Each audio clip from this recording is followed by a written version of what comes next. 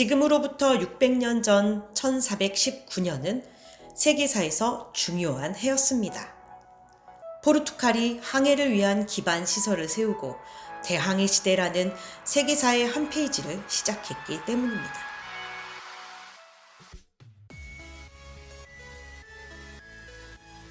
그러나 십자가 돛을 올린 그들의 항해는 세계사에 지울 수 없는 거대한 폐해를 남기게 됩니다. 대다수의 많은 사람들이 콜럼버스와 스페인을 대항해 시대의 시작으로 알고 있지만 실질적으로 대항해 시대의 기치를 올린 것은 이베리아 반도 끝에 위치한 변방의 작은 나라 포르투갈, 그리고 에니크 왕자였습니다.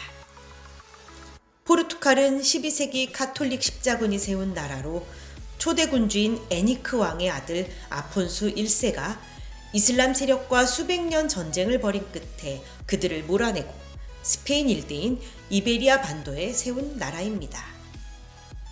영토를 뺏긴 이슬람의 입장에서는 명백한 강도짓이었지만 카톨릭은 이 땅에 카톨릭 신도들이 살았기 때문에 잃어버린 영토를 되찾은 것이라고 믿었습니다. 예를 들면 남의 집을 뺏은 날강도가 내가 원래 집주인이고 정의를 바로 세웠다 하고 믿는 격이었는데, 교황 알렉산드르 2세는 남의 집을 뺏은 그들이 정의로운 전쟁을 수행한다며 카톨릭 신의 이름으로 축복해 주었다고 합니다. 카톨릭에게 있어 신의 명령으로 벌이는 전쟁은 정당한 폭력이었고, 비카톨릭의 영토를 빼앗은 것은 신의 명령이었기에 예수의 대리자인 교황은 성스러운 폭력을 축복하고 부추겼습니다. 교황 레오 4세는 이교도를 퇴치하는 폭력은 천국을 보장받는 성전이라고 선언했고, 교황 그레고리우스 7세는 성전에 합류하라 하고 서유럽 군주들을 독촉했습니다. 급기야 교황 우르바누스 2세는 1095년 11월 27일 클레르몽에서 개최된 공의회에서 이슬람교도와 싸워 성지를 회복하자. 내가 명하는 것이 아니라 주가 명하는 것이다. 싸우다 죽으면 천국의 영광이 보장된다. 대성당 앞 광장을 가득 메운 민중 앞에 직접 나서서 이렇게 연설하며 십자군 전쟁을 촉발시켰습니다. 포르투갈의 대항해 시대와 포르투갈 제국의 출발점은 세우타 정복으로 시작되었습니다. 세우타 정복에는 크게 두 가지 이유가 있었습니다. 하나는 이베리아 반도 끝에 남아있는 최후의 무슬림 왕조인 그라나다를 멸망시켜 역사적 과업을 달성하는 것이었습니다. 바다 건너 난공불락에 가까운 세우타를 점령하는 것은 불가능하다 하는 반대의 목소리도 높았지만, 이교도와의 전쟁은 하나님의 뜻이었기 때문에 포르투갈의 승리가 확실하다며 십자군의 이상에 불타던 왕과 왕자들은 세우타 정복을 감행하게 됩니다. 두 번째는 지중해의 중요 상업항인 세우타를 점령하여 경제적 이득을 누리는 것이었습니다. 당시 세우타는 북아프리카 상업의 요충지로 밀과 은, 금, 향신료 등 각종 물품의 교역항이었기 때문에 척박한 땅 반도 끝이라는 지리적으로 불리한 위치에 있던 포르투갈은 욕심을 내게 됩니다. 결국 에니크 왕자는 아버지 주왕 1세와 함께 지브롤터 해협에 있던 모로코의 항구 도시 세우타를 공략하는 전쟁에 참여하여 이듬해 1415년 점령하게 됩니다. 세우타를 점령한 에니크 왕자는 1419년 사그레스 지역에 오늘날 싱크탱크와 같은 세계 최초 해양 연구 조직을 세우고 전진 기지를 마련합니다.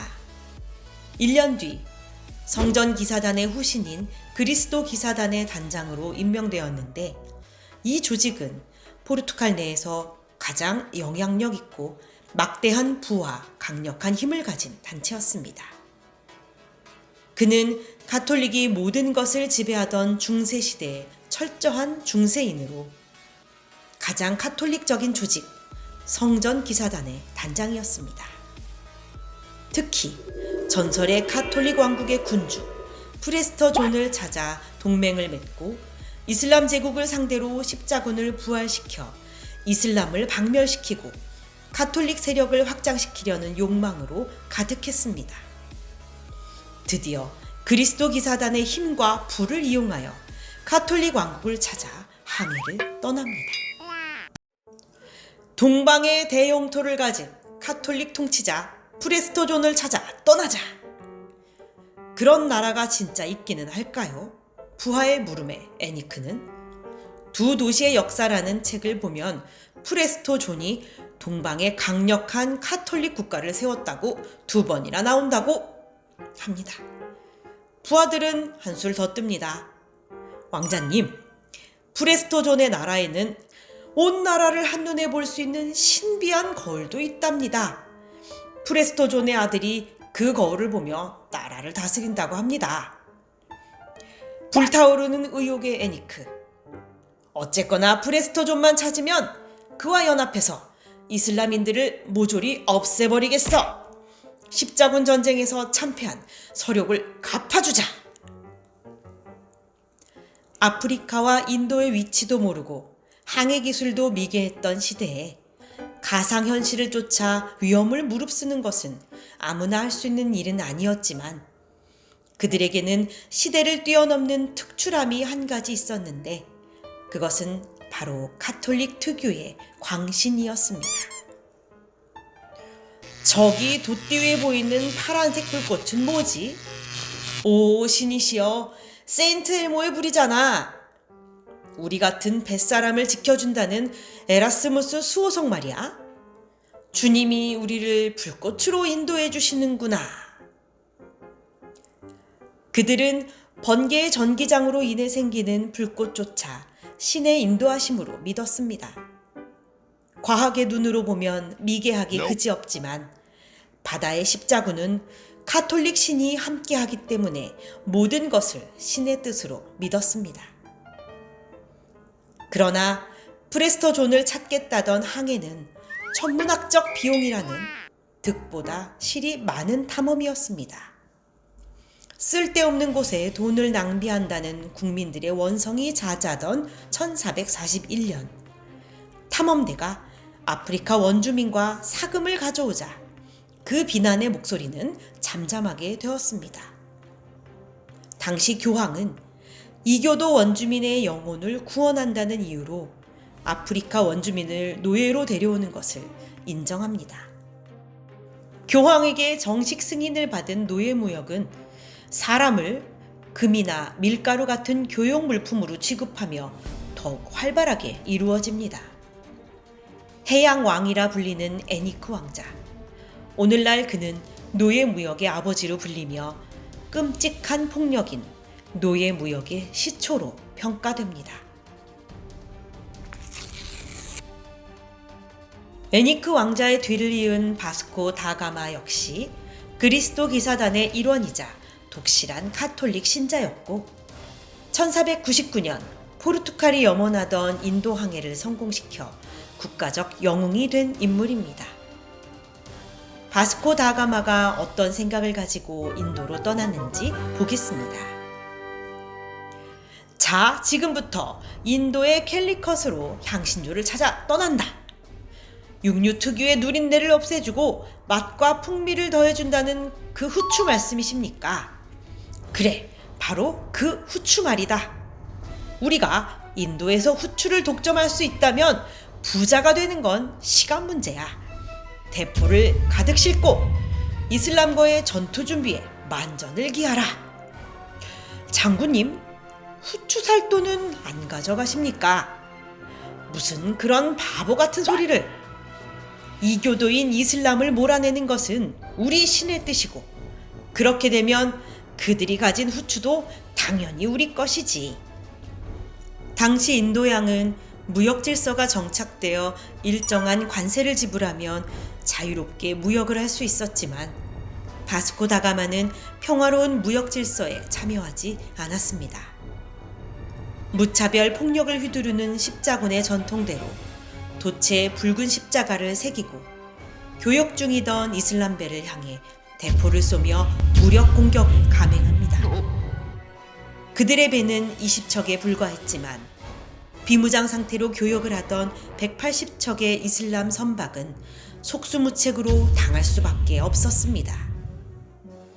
엄청난 화력의 힘으로 승리를 거둔 바스코 다가마는 800명의 이슬람 포로를 사로잡았고 신의 도우심으로 얻은 승리를 자축하기 위해 포로의 귀와 코를 잘라 이슬람 지도자에게 보내면서 카레라이스를 해먹으라고 권유하는 엽기 행각을 벌이기도 합니다.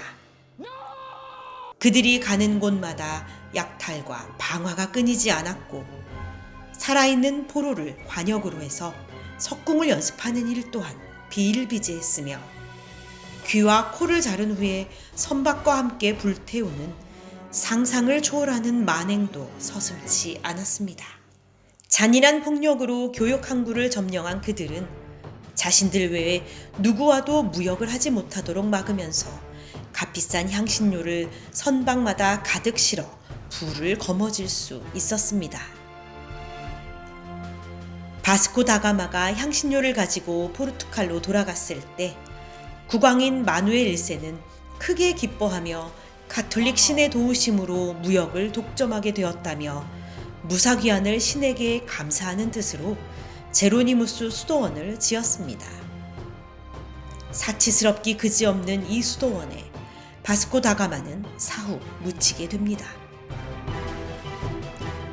인구 100만 명에 불과하던 작은 나라, 유럽의 변방에 머물렀던 포르투갈이 단기간에 광대한 무역망을 구축하는 것은 지금도 역사의 미스터리로 꼽힙니다.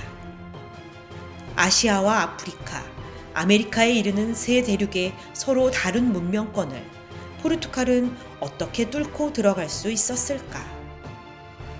그 핵심의 비결은 바로 가공할 만한 폭력이었습니다. 그리고 그 폭력은 신의 뜻이라는 이름으로 정당화되었습니다. 대항해 시대, 유럽의 입장에서는 미지의 대륙을 탐험하고 새로운 문물을 발견하는 위대한 업적을 기리는 말이지만 정복당하고 식민 지배를 받는 대륙의 입장에서는 인류 역사상 최장 규모로 이루어진 착취의 역사, 비극의 서막이었습니다.